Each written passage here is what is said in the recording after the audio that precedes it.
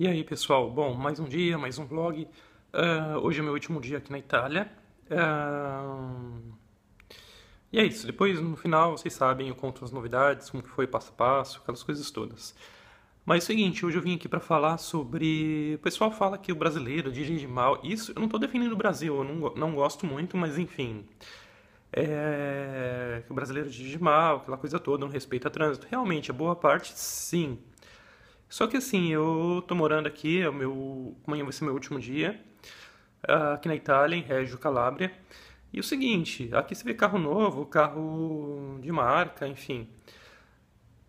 De 10 carros, pelo menos 7 estão todos arranhados ou batidos, aquela coisa toda. O pessoal para em qualquer lugar, no sentido da rua, se a rua só vai, ou seja, tem um sentido único, eles param de qualquer jeito. Para em cima da calçada, na esquina. Então é complicado, sabe? Eu vi muita sujeira também na cidade, nas ruas, e São Paulo, meu, pelo menos os lugares que eu conheço não são desse jeito.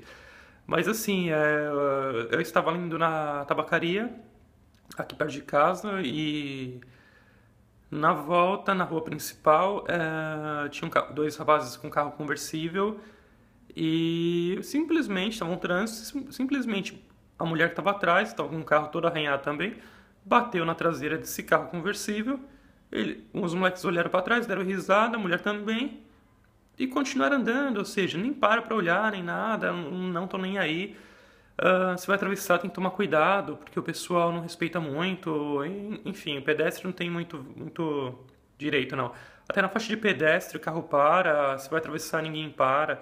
Raramente alguém para. Então é isso, pessoal. Fiquem tranquilos, mas o Brasil, os motoristas do Brasil não são os piores motoristas do mundo. E é isso, pessoal. Até mais e até os próximos vlogs. Tchau, tchau.